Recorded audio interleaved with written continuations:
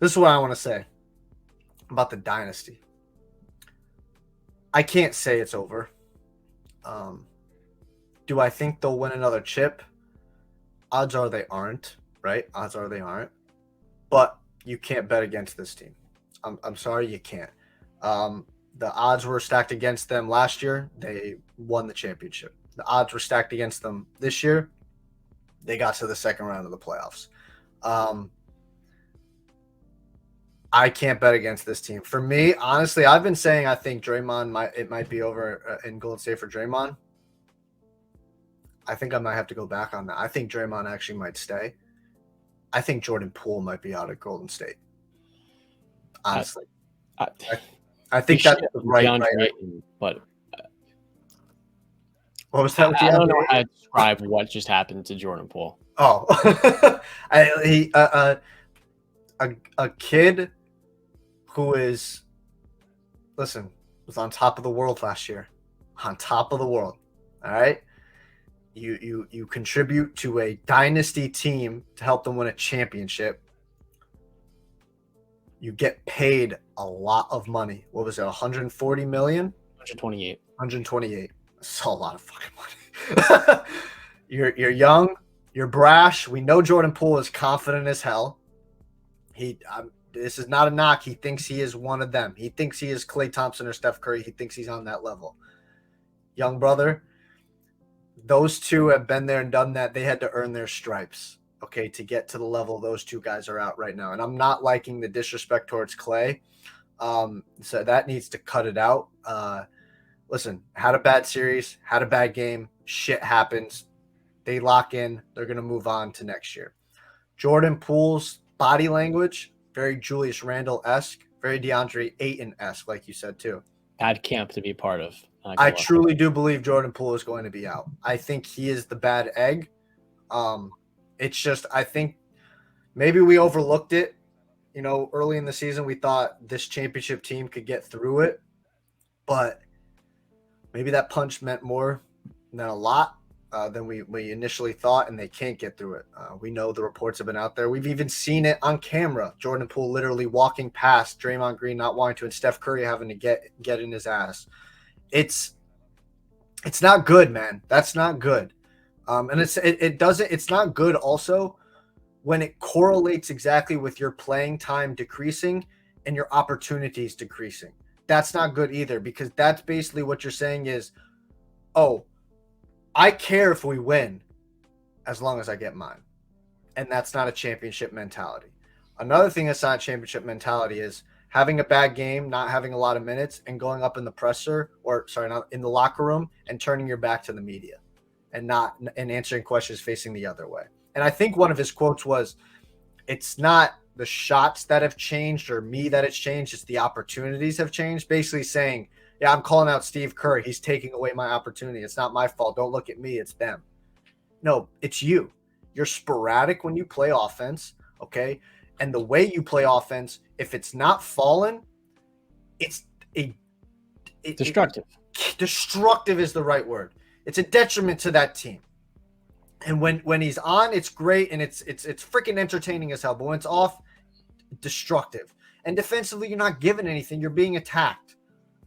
So I truly do believe, I'm honestly saying, I think Draymond should stay. I think Jordan Poole should go. Yeah, I mean, Jordan Poole played 20 minutes per game, Brandon, fouled out in damn near every other squad, every other night. And, look, there is one issue with the Warriors, and it's that we were talking before about teams that are perfectly built around their stars. Klay Thompson just didn't play well in their second round matchup, right? And the issue with that is when he's not making shots, him and Jordan Poole both are killing you at their shot selection. When they're hitting them, yeah, I mean, the offense is unstoppable. But this year, the Warriors were a 44-win team, and they've committed, I don't know, let's check. $167 million to Steph, 128 to Poole, 109 to Wiggins, 43 for 1 year left on Klay Thompson's deal, and Draymond Green also has a player option for $28 million.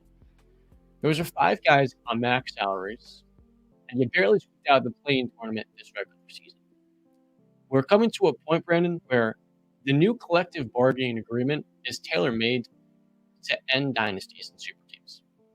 some of the things that they've added in are you're not going to be able to use your mid-level exception. So a Dante DiVincenzo would not be eligible for the Warriors to sign, meaning they can only bank on veteran minimum contracts with this current team.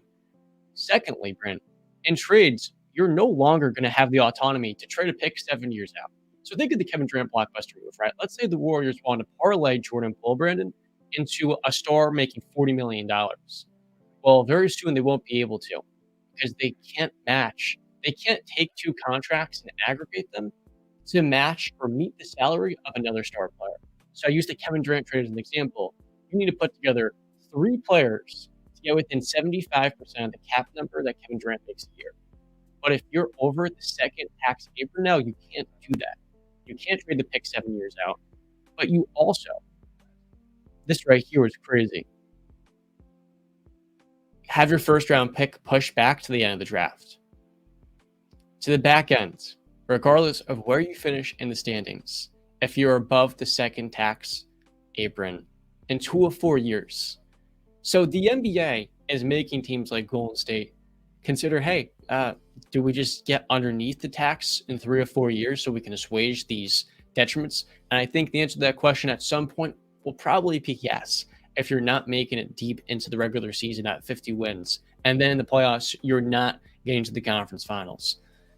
But like you did say, I mean, the Warriors aren't done. Steph Curry this year at 35 arguably had his best regular season. Klay Thompson made the most threes of his career. Jonathan Kuminga, who played a lot in the regular season, is showing legitimate upside. Let's say he misses, he's Jeff Green, which is pretty damn good of a role player. Moses Moody's showing good signs. Dante DiVincenzo is probably gone, but I mean, you have your first round pick this year, which is at 19. You can get yourself a Dante DiVincenzo replacement that's cheaper and maybe more durable. And you've also got Gary Payton, who was truly awesome for them this postseason. He was actually a clip of him throwing up in his mouth and holding it, which is disgusting. Sorry for any reviewers out there. They're eating during the show, but his mom comments, she's like, beast. And like, that's so Gary Payton family-esque. Like, the guy is he's a 6'3" power forward. You don't see that. And he fits the system like a glove. The question, though, is, did Draymond Green play his last game as a Warrior? And the answer to that question could be yes, if he opts out of his contract. If he opts in, we'll get 1 more year of Dre. So I'm looking forward to this offseason. It could really shake up the league if a guy like Draymond decides, I want to get paid this summer.